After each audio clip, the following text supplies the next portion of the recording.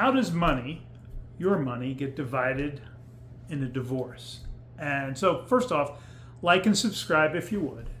And the reason I'm doing this, I cover this in my course, This Course Can Save You Thousands in a Divorce, but it keeps coming up a lot lately, so I wanted to do a separate video outside of the course to help you all, because this comes up on a regular basis, okay? And it's why I created the online course.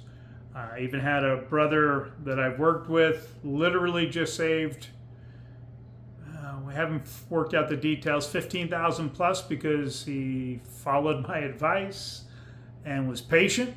And so again, it's knowledge and patience a lot of times that can save you a ton of money in a divorce.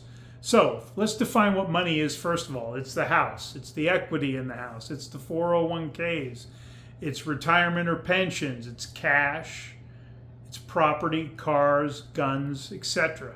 And typically there's a 50-50 split, and there's 9 states where it is absolutely a 50-50 split. And keep in mind, debt is also a marital asset. And that's the thing. Is it a marital asset? Was it acquired during the marriage? So, for example, regardless of whether you had a stay-at-home mom or a working wife, you guys bought a house, you have a vacation home, 2 cars, you're married 20-something years, and she divorces, or you divorce her, she's going to get half of the assets. And I have guys complain, but she was a stay-at-home mom. Doesn't matter. You became a team when you said I do, unless there was a prenup, okay? So the reality is, a judge is going to look at that, and we're going to see either a 50-50 split or equitable distribution. Now the challenge is, a lot of times there's a couple of phases when it comes to a woman getting divorced. There's the delusional phase that I'm entitled to, but we're going to talk about what it comes down to on a legal basis. So marital assets acquired during the marriage, there's 2 exceptions: inheritance and gifts. Now, you must not commingle these funds. If you get an inheritance, you open a bank account at a separate bank, you have it deposited there because that was your parents' wishes. And same thing with gifts. If you get a check below the tax-free amount, that is not part of the marital estate unless you commingle it and put it into a joint account. All right? So what is not a marital asset? It's something which predates the marriage. So for example, existing retirement accounts.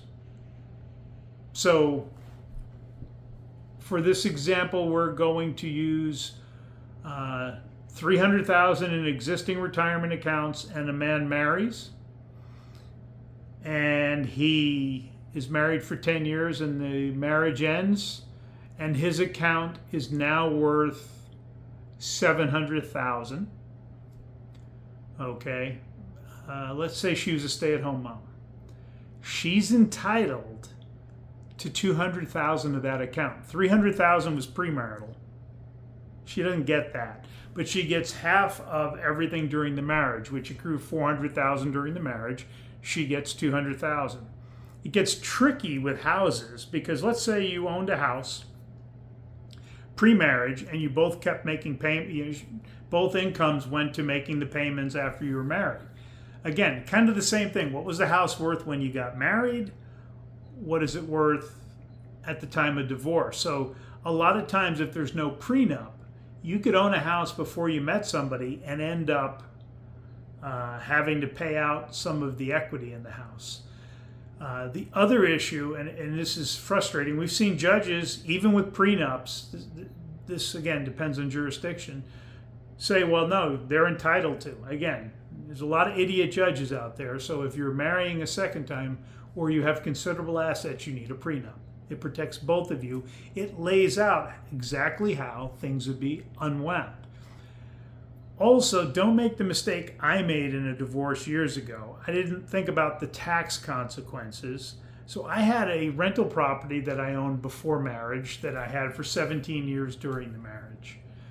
And while it stayed titled in my name, I took out a loan to renovate it, and then it was looked at as part of the marital assets, and I didn't know enough back then to fight that, one, because it wasn't a marital asset, and two, since it was considered a marital asset, I should have had my accountant figure out what is my tax burden going to be on that, and deducted that from half of that from her share, because what happened was the following year taxes came due on the sale of that. And so these are things you don't always know, don't always think of, and it's something that it's why we do this. So with equitable distribution, what the judges do is they look at and they try to figure out what's the proper way to distribute assets, and they look at who was the greater contributor. Non-financial contributions. So if your wife wanted to be a stay-at-home mom and you wanted that, and you were in a high-flying career where you could make $250,000, $500,000, because she's being a stay-at-home mom, you're saving all the expensive daycare, you're being freed up of having to deal with that, allows you to pursue your income. You don't get to say, well, she didn't contribute, so it's mine. No, it's ours. It's both of yours, okay? So it's gonna be 50-50.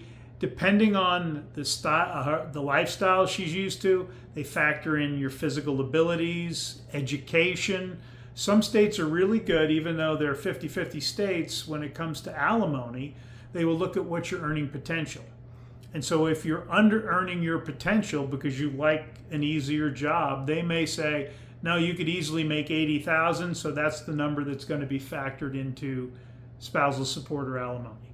And it gets challenging. And the other thing they can factor in is the circumstances leading to the divorce. So if there were multiple affairs by one of the parties, even in a no-fault state, that might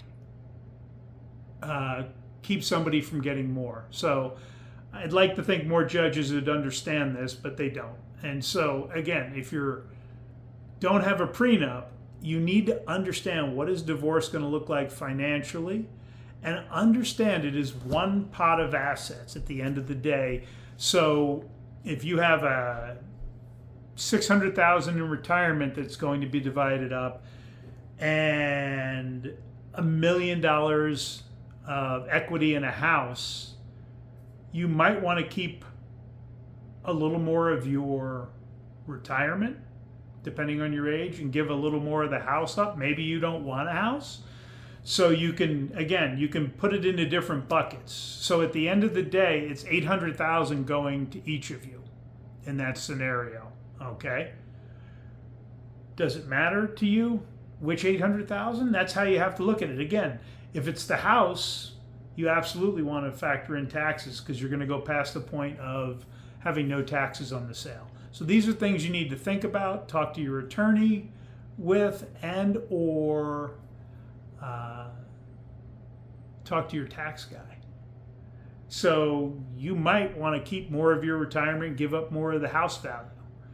And you may do that by letting her stay in the house, which will actually prevent you from having a whole lot of tax liability. There's things like that you can do. It all depends on what you want to do long term and what your individual situation is. If you're facing divorce, you got a couple of options. You're contemplating divorce. One, you can get the course, which is linked below. This course can save you thousands in a divorce. I also do divorce coaching as well as regular coaching with men. I help them in the process of getting through this. I help guys save a lot of money with that a lot of times, because again, what you don't know is what costs you the most money. All right?